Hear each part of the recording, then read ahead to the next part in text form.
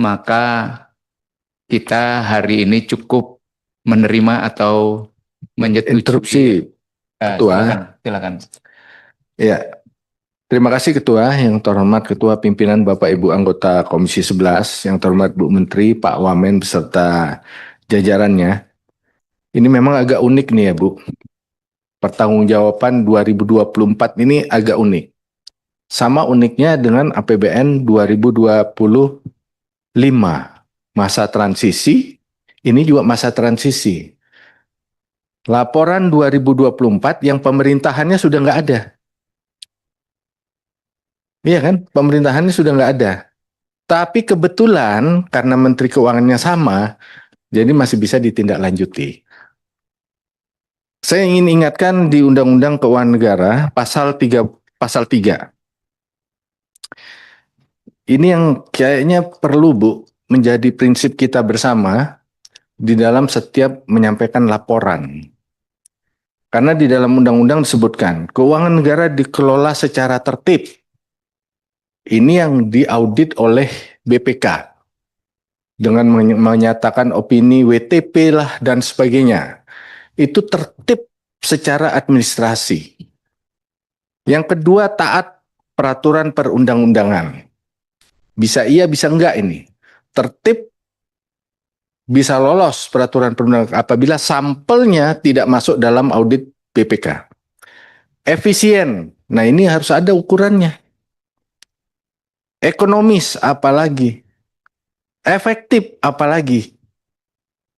Transparan, nah ini juga saya tidak melihat transparansi. Bertanggung jawab, memenuhi rasa keadilan dan rasa kepatutan, ini bukan kepatuhan, kepatutan. Ini pasal 3. Nah, ke depan Bu Menteri, harapannya belum.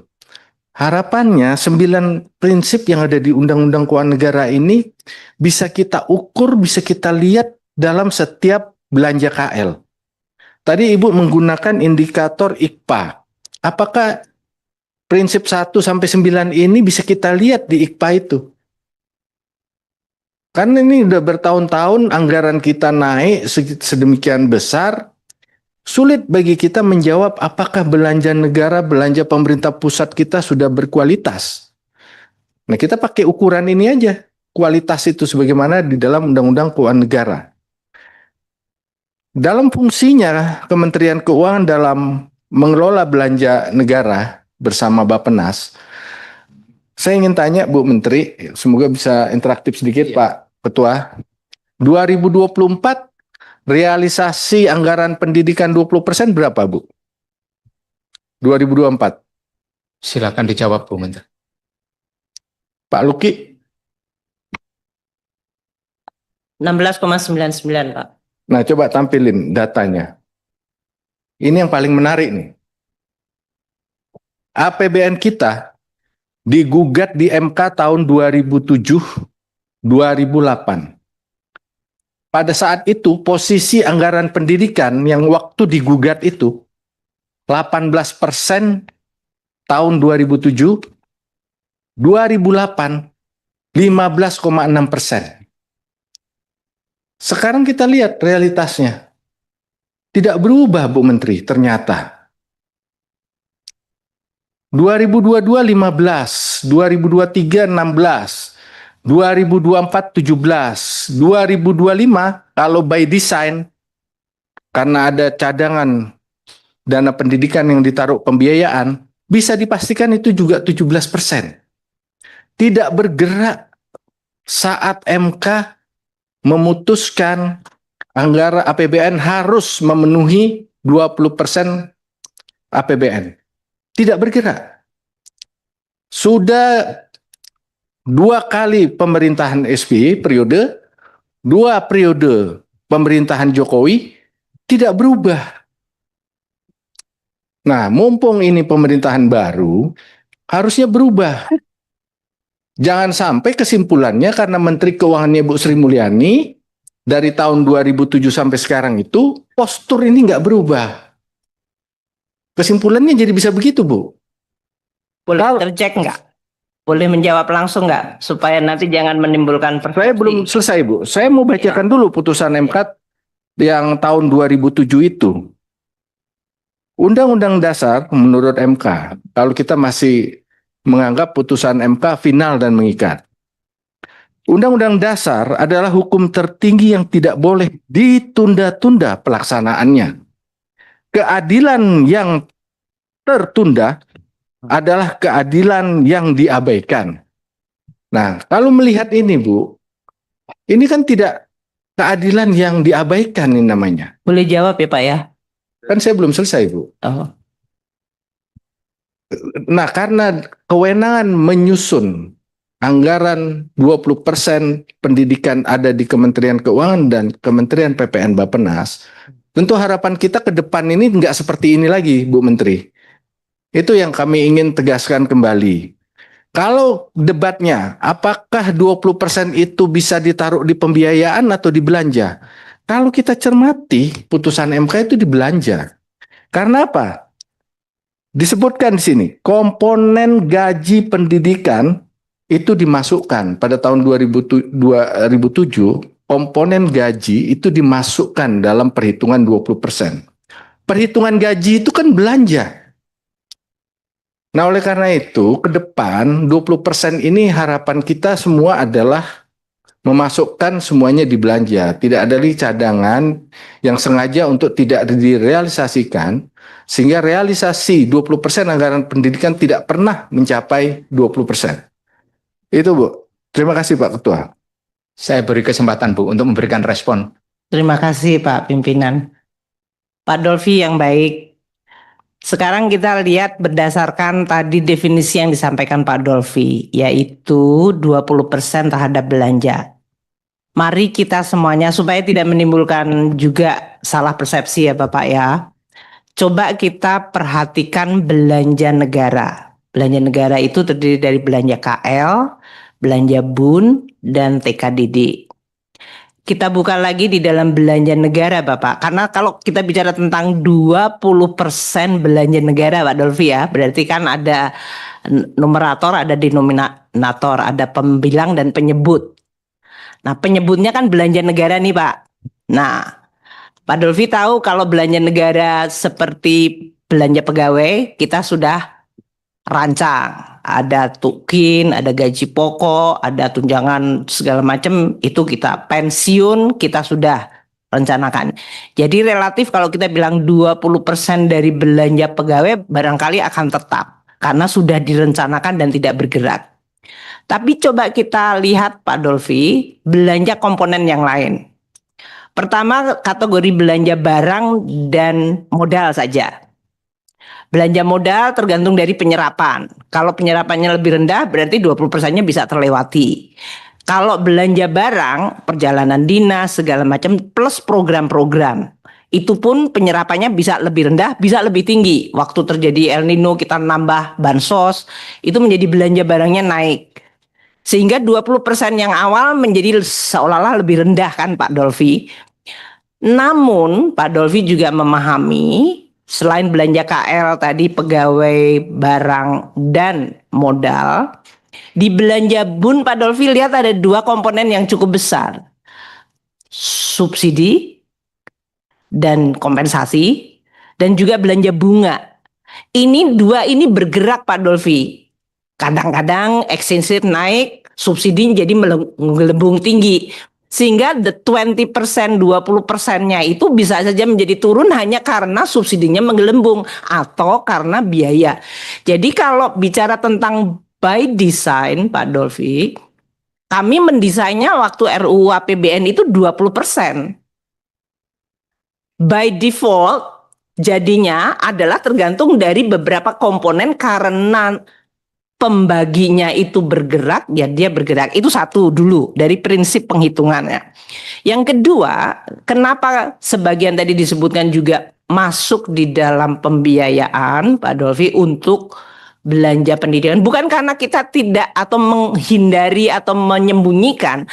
Mengelola kas negara dan keuangan negara, bendahara negara dari sebuah negara Jangankan negara, rumah tangga kita aja kita nggak bisa 100% Pak. Jadi poin saya sebagai bendahara negara, kami memang menyediakan sebuah bantalan atau cushion karena ekonomi itu bergerak terus, belanja negara juga bergerak terus sehingga tidak bisa secara mekanik 20% seperti yang dibayangkan, tapi itu merupakan bagian dari manajemen keseluruhan fiskal policy dari APBN mengikuti konstitusi, namun pada saat yang sama kita tetap transparan. Jadi saya hanya ingin menyampaikan Pak Dolfi, coba kalau kita mau melakukan take stock kinerja APBN selain memang konstitusi minta 20%, kan APBN tidak melulu hanya untuk yang 20% pendidikan Pak.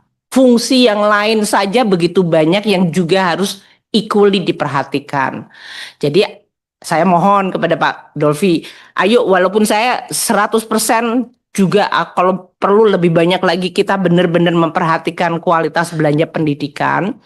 Namun APBN itu tetap merupakan instrumen mengelola begitu banyak tujuan, fungsi, kebutuhan dari rakyat dan perekonomian dan republik ini. Sehingga kami terus mencoba mengelola, bukan dengan niat kita pengen menurunkan atau ingin tidak mengikuti. Itu saja klarifikasinya Bapak Pimpinan. Kalau pergerakan itu adalah memang by design, berarti kita niatnya memang buruk dari awal. Kan by design enggak, RUU-nya kan dibahas dan selalu itu 20% ex ante sebelumnya. Expose-nya bisa jadi tadi 17%, 18%. Gitu sih Pak Dolfi. Kalau Pak Dolfi lihat belanja kompensasi subsidi itu kan bisa dari 350 naik jadi 550, pernah waktu itu di tahun 2022. Pak Dolfi ingat kita mencapai hampir 600 triliun. Jadi 20%-nya dari 350 dengan 20%-nya 600 beda banget Pak itu untuk anggaran pendidikan. Itu saja sih Pak, kalau kita bicara tentang percentage ya memang kesulitan atau dinamika yang harus kelola. Di satu sisi APBN-nya harus tetap berjalan terus, itu yang harus kita kelola secara sangat hati-hati. Mungkin itu Pak untuk mengklarifikasi supaya jangan sampai tadi, karena kalau dilihat dari tabel dan orang kemudian melihat seolah-olah kami dengan sengaja tidak mau mendekatkan kepada 20%. Itu Bapak, terima kasih. Masih bisa, Pak Ketua? Biar Ya, Pak. bisa mengklarifikasi juga apa yang disampaikan Bu Menteri. Yuk. Ya, Bu Menteri, 20% yang 2024 tadi Bu Menteri mengatakan 17%. 3% yang tidak direalisasikan itu, kalau kita hitung dengan nilai, itu 80 triliun. Kalau 80 triliun itu digunakan untuk memperkuat pendidikan kita, itu kan sangat dahsyat. Taruhlah sekarang itu menjadi alokasi untuk makan bergizi gratis di 2025 atau di 2026. Tapi kalau masih nggak terpenuhi lagi 20%, berarti kan ada sesuatu. Secara sistematis, alokasi anggaran kita memang sengaja untuk tidak mencapai 20%. Apalagi kalau kita lihat di posturnya, itu ditaruh di pembiayaan. Tidak mempengaruhi defisit, tapi mempengaruhi utang. Karena pembiayaan ditaruh di bawah, cadangan pendidikan ditaruh di pembiayaan, itu akan mempengaruhi utang, kecenderungannya tidak direalisasikan. Karena kalau direalisasikan, akan nambah utang. Tapi seandainya yang di cadangan pembiayaan, cadangan pendidikan yang ditaruh di pembiayaan dipindahkan di belanja, tidak mungkin tidak direalisasikan. Jadi seolah-olah defisit itu hanya dikontribusi atau paling besar dikontribusikan oleh pendidikan. Padahal defisit kontribusinya bukan dari sektor pendidikan saja, banyak sektor. Kok akhirnya yang dikorbankan anggaran pendidikan yang sesuai dengan amanat konstitusi yang dipindah ke cadangan? Kenapa nggak belanja yang lain yang dipindahkan ke cadangan pembiayaan? Kenapa harus anggaran pendidikan? Sehingga anggaran pendidikan seperti kita lihat dalam tabel tidak pernah tercapai 20%. Itu by design menurut saya. Demikian tambahan penjelasannya Pak Ketua. Boleh sebentar lagi ya Pak ya. Silakan Bu. Pak Dolfi itu Ini kan terakhir juga Bu sudah- ya. Ini Enggak. terakhir ya. Tapi ini terakhir Pak Dolfi tahu banget bahwa kalau 20% kita taruh di atas itu pada saat kita mendesain APBN awal kan 20% keseluruhan. Ada yang above the line, ada below the line. Pertama yang disebut below the line atau yang tadi disebut pembiayaan itu karena pertama nature kita nganggep bahwa kalau 20% semuanya dibelanjakan ada kapasitas juga ada kualitas untuk belanja ya Pak ya. Saya masih ingat waktu itu 20% dan kalau dulu kita ingat Pak Misbakun termasuk yang lama di sini, Pak Eki yang ada di sini lama, Pak Dolfi yang lama di sini. Waktu itu kalau sudah mendekati September kita belum mencapai 20% maka diberikanlah KL itu belanja tambahan di bulan Oktober. 3 bulan Pak, 80 triliun mau dibelanjakan habis jadi apa Pak? That's problem juga. Tapi poin saya Pak Dolfi, niat kita semuanya baik. Maka waktu itu kemudian dibuatlah sebuah wadah yang disebut dana abadi pendidikan. Supaya jangan sampai karena harus 20% harus habis nanti sekolah yang pagernya nggak rusak diganti pagernya. Saya dengar waktu itu jadi fenomena cara membelanjakan tadi kan Pak Dolfi juga menyampaikan berapa tadi indikator keberhasilan kualitas belanja Pak.